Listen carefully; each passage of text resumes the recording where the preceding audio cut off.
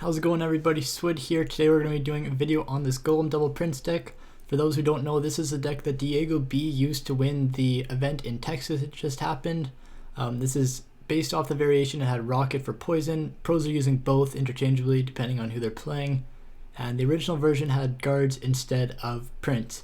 But Coltonw and DiegoB found out that Double Prince in this meta, two of the strongest cards right now, are a perfect combo for a Golem deck. So Golem Double Prince is coming back in this variation. No pump, no Goblin Hut, just Poison NATO. So against Golem, or against Expo and Three Musketeer, it doesn't really leave you vulnerable to be punished by when you pump, or not so much Goblin Hut, but when you pump. Instead of this one, the Expo can't wait for you to pump to play Expo.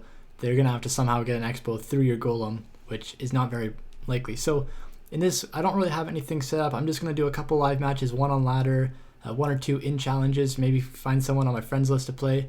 So we'll start out in the ladder. Obviously, one big thing about ladder is it's 4-minute matches instead of 6-minute matches. So the biggest thing is that you don't have as much time in double elixir. So you need to start an actual good push closer to before the game's in overtime. So always with this kind of deck, you want to sort of just wait at the start. There's no real reason for you to play first. You have a very heavy deck. The only decks that should be waiting is Golem and sometimes Hamloon. So I like to wait with this deck. Obviously, it's not that entertaining, but in ladder, you don't really want to wait 2 minutes of a 4-minute match, but more so for competitive play, you're able to wait for that 2 minutes and you get 4 minutes of double elixir. So I don't want to commit Golem yet because I don't know what he has yet, and he could easily punish me in the opposite lane. He still has like 10 elixir. 5 after we play the Barbarians. But if I'm still looking for an opportunity to play my, Golem early on, it's always something I'm looking to do. So I'm going to log poison these. He's going to pump, but I don't want to lose my left tower. Oh my god, he has heal. Okay, I'm going to lose my left tower. Now I waste my poison there, and he's still going to have it for a pump. Or I'm not going to have it for a pump. So when he pumps, we're going to try to punish with like Dark Prince if we have enough elixir. We will see though. Play your pump. The longer he waits, actually the better, because it means he's not as far ahead in elixir as I thought. Okay, we're going. Hopefully he plays pump. Perfect timing. That's something actually really key. If you're able to catch someone at that exact time, and now watch, I'm going to kill that entire pump too, and we're back in this game. We have the advantage. He just spent 6 elixir on that pump, and we just took out like 6 elixir, or if not 7, from that Prince hitting it. So now it's only going to get 1 or 2 elixir. It does end up getting extra elixir, so we got 2 elixir. So we took out 6 of the 8 elixir, so that's still very good. And we took a whole tower. So now we are going to push on this lane, a bit higher up. The reason I'm pushing this lane is generally they want to punish the opposite lane. But I don't care if he punishes my opposite lane. He can take it for 160 damage. I'm more worried if he takes my right tower for 2,000, 3,000 damage. So I'm going to push on my higher tower, forcing him to play down my lower or play into me. Both of those are good for me. I'm going to play my Dark Prince, get ready for the Dark Prince charge plus Tornado, and miss that. But the idea there was I'm not going to poison that. The idea is try to Tornado the Three Musketeers towards the Dark Prince or the Baby Dragon. They can splash onto it. The Prince also will do some charging. If you can get the Golem death damage in there, that's helpful also. So that was the thought process. Didn't work out as planned. We're going to use the Dark Prince here to take the hit because of his shield. Then we're going to use a Prince to kill the Wizard, and then circle back and kill the P.E.K.K.A. P.E.K.K.A.s are a little difficult, but once it gets into double elixir, you're able to get a lot of troops on the map, and you're able to DPS down the P.E.K.K.A.s normally. So this is looking like a draw. This is why I don't really play ladder. I'm going to poison those. He's going to heal them. And yeah, it's not going to be too much fun. Okay, good job. Very well played by him, Kappa. So we're just going to defend this push. Not so much is going to happen. We're going to tie. Ladder's so fun. We're going to log these Barbarians that are coming. No Barbarians, okay. Ooh, I was hoping the Dark Prince would splash on all 3 of them. Golem death damage actually gets 2 of them, so that's not bad. There's the Barbarians, and nothing much can be done here. We're just playing this game out. Unfortunately, this is something I don't really like about ladder, which is why I never really play it. We're going to tornado away those 3 Musketeers. Just notice how I just predicted that. That's pretty cool, eh? So, well played to him. Actually, speaking on the topic of ladder, I'm actually talking with a friend who has a fully maxed account with the Magic Archer. So there may be me pushing that in the near future. Maybe not this season, but next season or so. So we'll see how that goes. No promises there, but my own account is also getting very close to max. So in the next month or two, I should hopefully doing max ladder series on one of those two accounts. Also, I'm probably going to do another ladder video on this account. Like one of my next couple episodes will just be ladder pushing with like a free-to-play deck. So the reason I played Golem at the start is he played a 5 elixir card into my Golem. That means my Golem's only effectively 3 elixir. So he's only up 3 elixir to punish me in the opposite lane. If you played at the same time the Golem as they play their troops, your tower is actually going to, if they're the same speed, the tower is going to be able to clean them up. So that Golem standing right there was 3 elixir. So I think that was a good trade. He's going to Tornado with his Ewiz, interestingly enough. And this Baby Dragon is going to get targeted by the tower, so we're going to lose the Baby Dragon, but the Dark Prince should charge through and kill his Ewiz, hopefully.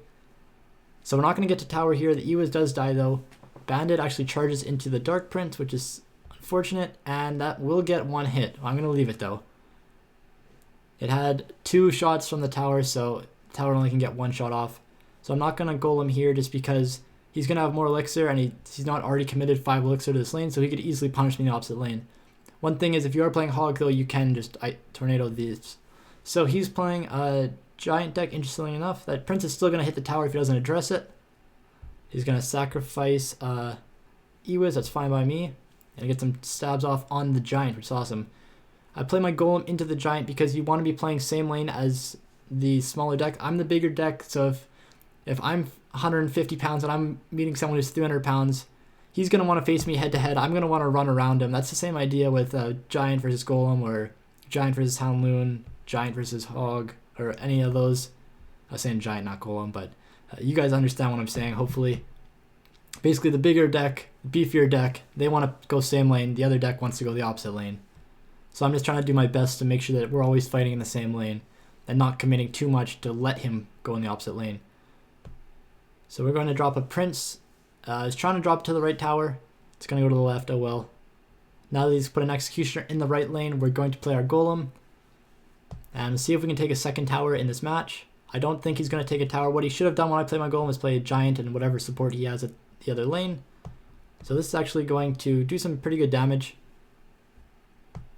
It's not going to kill my Mega Minion, so I'll still be able to clean that up. So he's still going to have to commit something else to that side. So I didn't defend that as well as I could have, but my main goal wasn't to defend my tower perfectly. It was just to be efficient with my elixir. So I poisoned because I know he's going to have to play an Ewiz, and we're going to get a lot of stuff on the tower. That looks like a tower is gone. And we're going to give him the left tower just to be a nice guy. Maybe needs his crown chest.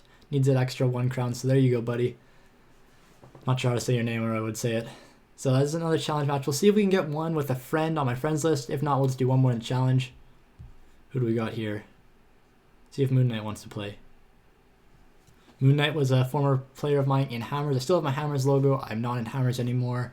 I'm currently with Team Queso, but I'm looking for a team in the North American CRL, which is the new league Supercell is doing. So assuming that they are not going to be in... I don't think anyone else wants to play me. They're all practicing in their own clans. So assuming I'm in, or Queso is going to be in Europe for this event, and I want to be North America, so I likely won't be with Team Queso, unfortunately. I really do like the guys there, though. So this isn't really a great hand. We're actually going to Tornado this. Notice this, I play it 3 tiles up, 2 tiles visually, but like there is a 3rd tile right there. And if you do that, oh god, now I wasted my... So that actually denied all damage. That was really cool. I'll talk about that after the match. But if you play your Tornado 3 tiles up and the ghost is on the inside, which is like over here of the bridge, instead of the middle or the outside, then you can deny all damage. But if he's on the middle or the outside, it activates King Tower and lets 1 hit. So it's still very useful, but I just want to show that you can do it with no damage because of how we placed it. So this P.E.K.K.A is going to eat up that Dark Prince like a snack. Hopefully not my tower though. And we'll talk about how I denied all the damage off that Hog after the match. It's pretty impressive though. I didn't know that would actually happen. So he's playing a P.E.K.K.A Hog deck with Wizard, Royale goes. He played his P.E.K.K.A.